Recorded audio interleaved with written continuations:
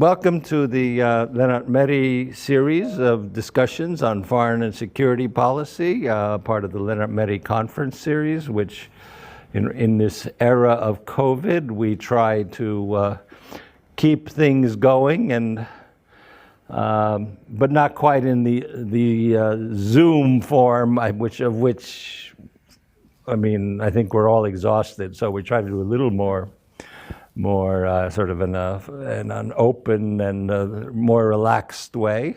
I would say that here in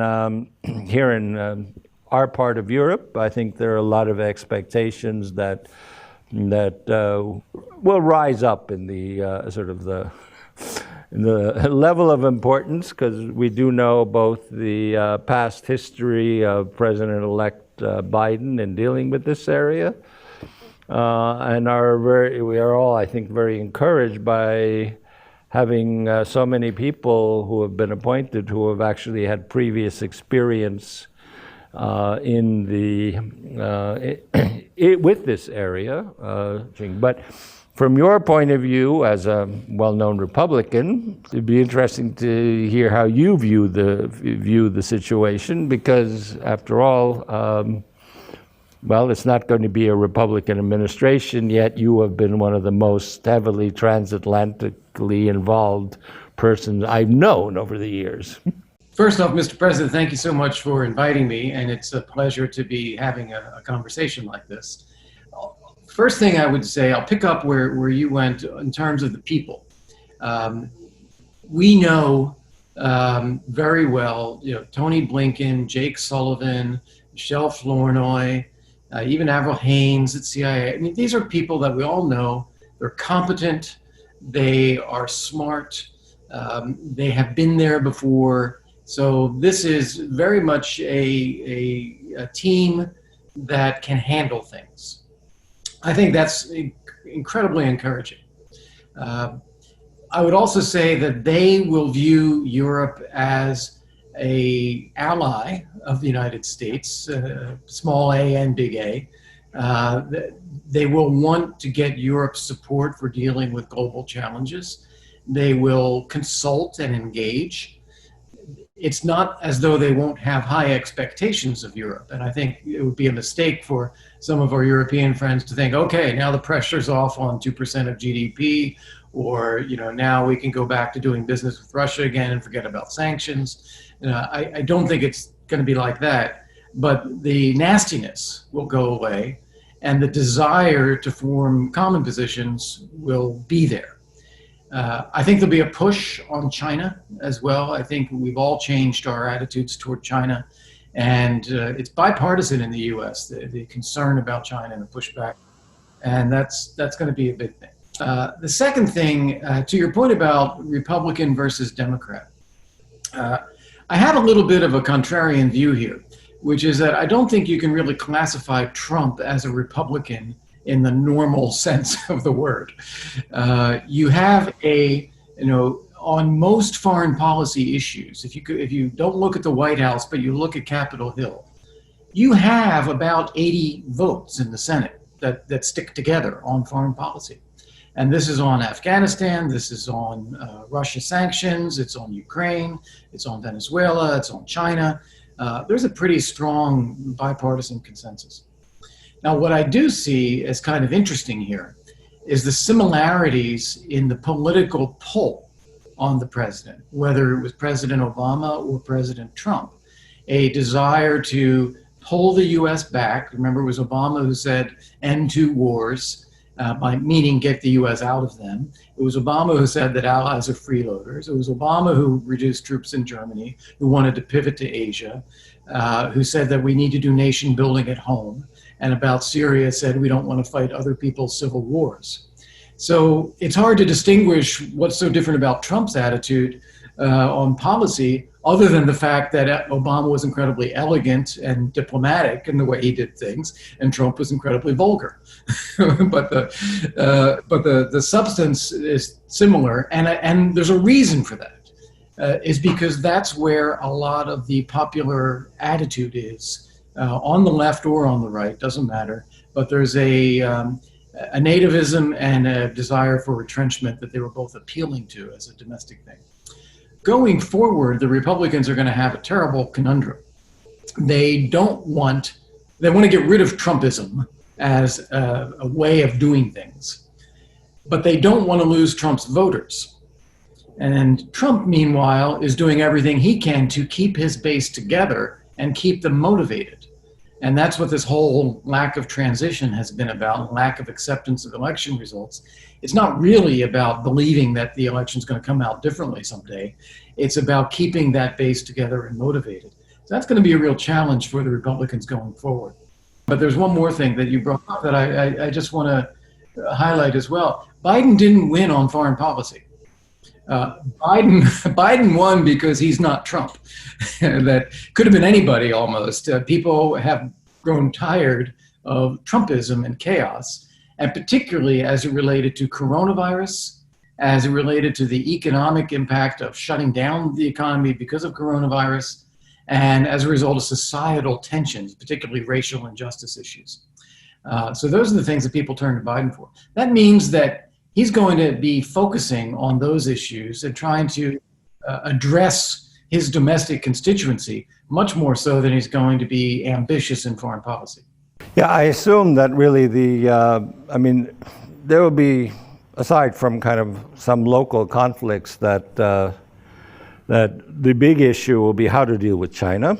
I mean, it's clear that this will be the issue, but it's also clear that China and the Chinese-U.S. relationship has not been proceeded on the most sophisticated of levels. The United States alone is not going to be able to do this, and it really does need Europe on board, especially when it comes to tech. Because, as we know, the big issue here in Europe is Huawei and countries that want to use Huawei and countries that don't want to use Huawei. And Europe, I think, has been kind of at loss because you have a hostile U.S. president to European leaders, at least. Mm-hmm. And then you've had not exactly the most sophisticated sort of approach to countries on the part of Chinese diplomats. I mean, I don't really understand why that is the case. And so I think that there is this, we're now entering a time in which actually the United States and Europe should be able to find a rapprochement and also a more common approach based on also protection of liberal democratic values, which I think really lies at the core of the transatlantic relationship, and which many of us feel have disappeared completely from the transatlantic dialogue in the past 4 years. And of course, for countries in our part of the world, those things are especially important, along with like free and fair elections and rule of law and those kind of things. Those are of high value. But I'm really hoping that we can quickly get back to the way we have been operating. Not necessarily, as you rightly said. I think I also found that President Obama was, well, not quite as isolationist, but certainly not that concerned about the abroad that much, but which always continued before at a lower level. I mean, sort of below the top political discussions, you always had something going on transatlantically, and certainly in many ways. And one reason why I think Joe Biden is rather highly appreciated here is that as kind of the point man on Europe, he was always here. No, that's for sure. I know Biden knows the issues, for years and years. I was his control officer in Hungary in 1994, I think, something like that, and where he was visiting as, senator, chair of the Foreign Relations Committee or whatever, or judiciary, whatever he was at the time. And he knew people, even then. He would walk into a room and he knew Orban and he knew the opposition leader, and that's for sure he knows that. Also, the people, as we talked about, he's bringing in people who are Europeanists and know Europe well. Someone I expect to have a high-level position is Julie Smith, who just spent a good portion of the last year in Germany. And I think getting that U.S.-German relationship back on track is critically important. On China, I think you were part of the NATO reflection group that just, no, you briefed them or something. I briefed them a couple times. Wes Mitchell co-chaired it. But that is one of the major conclusions that they're going to be coming out with, is that we need to be talking about China at NATO, something that has not been done before. And I completely agree with that. I think that is critically important. We also need to be talking about not just traditional military types of threats at NATO, such as cyber and tech and 5G and all that, which I also fundamentally agree with. So I hope that not only do these recommendations come out, but they are adopted by NATO, and that not only they are adopted by NATO, but then they are acted on. I'll relate to you a conversation I had with the Italian ambassador here in Washington almost a year ago now, before all the craziness of the shutdown. And we were talking about 5G. He had just come from the State Department. He was getting beat up by Pompeo about, Italy should not be using Huawei, and Italy should not be taking Belt and Road investments and all of that. And he said, look, I agree with Pompeo. I don't want to be using Huawei, and I don't want this Chinese investment. But the fact is, they're there and you're not. I noticed Sweden has made a decision to not use Huawei. Coincidental that Ericsson is based in Sweden. But that's the problem that I think Europe is going to face is we may all be rich, but China has cash. And they've invested, they've built Huawei, we haven't built the alternatives, and they are interested in buying up ports and infrastructure and then bringing their goods here. And it's going to be very difficult to resist. And I would add, I wrote a piece for Diplomatic, the Lennart Meri publication, where one of the points I wanted to stress and remind people, we are going to be coming out of coronavirus with massive debt, like unconscionable high levels of debt. And so we're going to be finding it difficult to spend new money on things. And authoritarian states are coming out of this because they squeeze their own population in ways that we can't. They're coming out of it with a reasonable economy and a reasonable amount of cash. And it's going to be very hard to navigate that. It really does put a premium on the transatlantic community finding a way to stick together and work together. Well, of the major economies, China is the only one that will experience growth, 1.2%. Yeah. Compared to what they were doing, that's very low. On the other hand, compared to everyone else, it's great. So, well, we'll see with that. I mean, I think that with all of the excess money that we have borrowed here in Europe, which is we've borrowed a lot of money, that in fact some of it really should be put into 5G networks. Yeah, no, that's for sure. I think to be fair, the lion's share of the money is going to keeping people in jobs. Both here and in Europe. And I think that's reasonable, provided the economy does bounce back and people can go about and travel and do normal things. The worry that I have is the economy won't bounce back the same way. Look at commercial real estate in cities. I think businesses are going to discover we only need a third to a half of what we used to have. So we're going to just cut that back. Look at travel and transportation, and businesses are going to say, we don't need to do as much business travel as we used to do. We'll do some, but we can probably get away with half of our travel budget from what we had before. So, and that's going to have the hotels and the restaurants and everything taking a hit as well.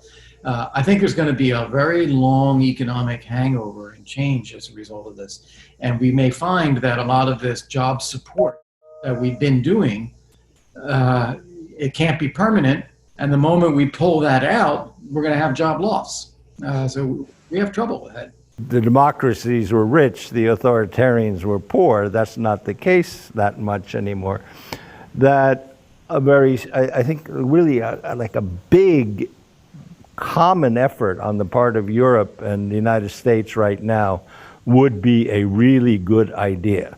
I'm not sure what form it would take, but certainly much of it, I think, has to do, looking forward, with some serious thinking more broadly about how do you keep an increasingly digital world democratic, or rather the digital part. Because we have seen, in fact, the threats to democracy in the past, say, 7, 8 years, but increasingly have been digital. I mean, this actually goes before the U.S. 2016 election, even before the Brexit vote. But in fact, actually, if you go even further, slightly back to the Dutch referendum on the association agreement for Ukraine, that was already a testing ground for spreading disinformation on the part of Russia against Ukraine. I mean, I think the whole thing was a Russian disinformation act or action, but nonetheless, the point is that we have to recognize that our elections, our domestic security is so heavily manipulable now and dependent upon digital threats, ranging from disinformation on social media to actual sort of hacking, genuine, serious hacking of breaches in, be they electoral systems or government offices. And it's so much cheaper to do that than ever invade anyone. Yeah, I agree. There are different aspects to what you're talking about. One of them is cybersecurity, that the security of our systems, whether it's election systems or electrical grids. We have a lot of work to do there. We're pretty vulnerable there. But then you're bringing up the other aspect of this, which is disinformation. And how do you manipulate countries and political moods and mindsets through information? And here we are particularly vulnerable. And in fact, I'd say you can point to a lot of success that people have had in manipulating that. And not just Russia, I would add. Russia does it. Domestic actors do it. We've had our own, I won't name names, but we've had our own people in our own media figuring this out and whipping up frenzies around things because they can. And because it has a political benefit. I think what Russia has done, I give them a little more credit than that.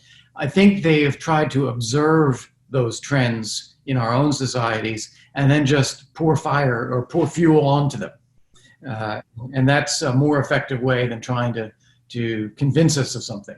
Just enhance the chaos. Yeah, they're not really good on soft power, making people like love Masha the bear or something.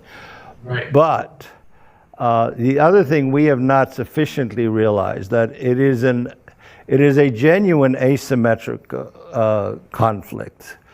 We cannot do to them what they do to us because it's utterly pointless, because they're not a democracy. I agree with that. I think you're absolutely right. We have been too timid in trying to achieve something through sanctions. We put them on as a reaction because we say, we have to react. But what is it we're trying to accomplish? And target sanctions that way. That brings up something that I think we've really failed to do, is to have don't think of a sanction as a switch that only goes on. Think of it as a dial where you can go up to 10, or you can bring it down to 3. Because if you can engage people in negotiating behavior and say, okay, we're going to stop doing this if you relieve this sanction or that sanction, we should be able to do that too. And we're not in that conversation right now. We just have this on switch. You brought up something. I wanted to raise it. You brought it up. I think the biggest danger we face going forward in our domestic societies, you talked about disinformation and domestic sources of that. We have in all of our societies, maybe even more so in the US, but certainly, as you mentioned, in France or in Germany or elsewhere, we have people who are disenfranchised from the political elite and the establishment. And they have found voice in right-wing or left-wing, but extreme political movements. Alternative for Deutschland, Marine Le Pen, Nigel Farage, True Finns, Sweden Democrats, all of that. And what we have to figure out is, how do we enfranchise these people into a normal political system? We have basically political leaders of these extreme movements that prey on them and take advantage of the paranoia in order to build political movements that benefit them. What we need instead is political elites that reach out to those people and give them realistic ways of addressing what they're worried about. And so far, I haven't seen any example of that being done successfully. Since you've been so heavily involved in sort of what has been one of my main interests, which are the you could call them the Eastern Partnership countries is what we call them here, but the Caucasus Three, where there's just been a war, and then we have Ukraine and Moldova. I mean, how do you see that developing? And is that one area where we can also, at a transatlantic level, do more? Because they seem not to be going as well as we would all like them to go. Yeah, they are not doing as well as we would like. A little bright spot in Moldova at the moment with Maya, having a good election result. And honestly, I think the Georgia political standoff right now is a bit overwrought. I think that, yes, there were irregularities in the election, but were they material enough to change the election outcome? No, I don't think they were. And Georgia has bigger problems to deal with than fighting domestically. They're a small country with outsized problems. They should be focusing on that instead. One thing that is worth pointing out, Russia now has troops on the territory of all of the Eastern Partnership countries.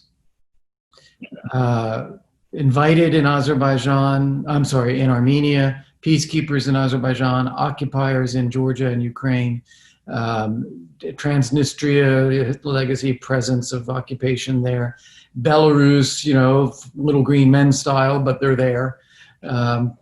This is, if the EU would think this way, it would be quite an affront to the European Union to think that some years ago they defined this concept of Eastern Partnership with these 6 countries.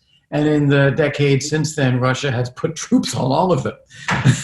That's quite something. Another thing about this is that the Europe and the US have completely lost the moral clarity of helping people stabilize and secure democratic market economy societies. There's no difference in the value of Georgian citizens or Ukrainian citizens or Belgian citizens or Dutch citizens or whatever it might be. These are people just like the rest of us. They share the same values. They want the same things. And if we learned anything from the World War II experience, the Cold War experience, the NATO enlargement experience of the 90s, is that when we pull ourselves together, we can build something better. And I don't see how it is any different with Georgia or Ukraine or Moldova. And we really do need the US to lead on this. We haven't done it. We haven't done it since the Bush administration. We need Europe to be open to this, which they have not been since the last round of NATO enlargement, going back to the 2000s. We let the trickle in from the Balkans, Montenegro or Albania, or Macedonia, but we haven't had a strategic thought about this since then. And frankly, that's what we need to do if we're actually going to see these societies become successful. You're quite right that Ukraine has had the best hope for far-reaching reform with Zelensky's election in early 2019, and that opportunity has largely been squandered now. Well, the most recent issue with the Supreme Court was really pretty much of a total disaster. I mean, it is. It is the Supreme Court being instrumentalized by Kolomoisky to overturn reform legislation that he doesn't like. And then the effort to throw out the Supreme Court being instrumentalized by the president, on behalf of Kolomoisky, perhaps, to get their own people onto the Supreme Court, which it is a disaster. You have not seen any clarity from the United States on this. Impeachment was a disaster for U.S. engagement with Ukraine. You haven't seen it from Europe either. As far as the EU and Germany and France are concerned, if things are quiet in Ukraine, that's good enough. And that, frankly, is not good enough, but that's where they are. Ukraine needs a major structural reform to give the oligarchs, the handful of them that there are, a way to be legitimate businessmen, but to not exercise decisive influence over the country. You don't want to take away their wealth. You need their wealth, but you need to break it up in antitrust legislation manner so that they have a way forward as cleaned up businessmen rather than trying to control everything as they now do. Since this has been sort of a particular concern of yours and of mine for 20 years, I mean, I really hope that we see more engagement and certainly that the U.S. gets back in the game now, realizing the strategic importance of these countries, especially of Ukraine, which at least I think Biden did, which is why all of the stuff that followed. But yep. We need the private sector as well. That's one of the things in my time not involved with U.S. government foreign policy. I'm trying to work on private sector projects in that part of the world that introduce Western businesses or business practices or expectations so that we kind of wade into the mud, but try to clean it up. Yes, well, we do too. Well, you have to go teach, so let me just say that we await you back at the Lennart Meri Conference. I look forward to it. We await a vaccination program before that, but nonetheless, I think that we miss you here in Estonia, and for those listeners, for those Estonians, basically, Kurt was one of the people instrumental in Estonia joining the North Atlantic Treaty Organization, and as such an old friend of this country that, well, we're just happy to see you. Well, thank you so much for saying that. And you may not know, but Estonia was the last country I visited before the coronavirus shutdown. I was there in early March and went to the UK for a meeting after that, and then turned around from the UK and came home because Trump was closing the access from Europe. So Estonia has always been on my mind, and I look forward to being back for Lennart Meri. Hopefully we'll have vaccines in time to do it on schedule this spring.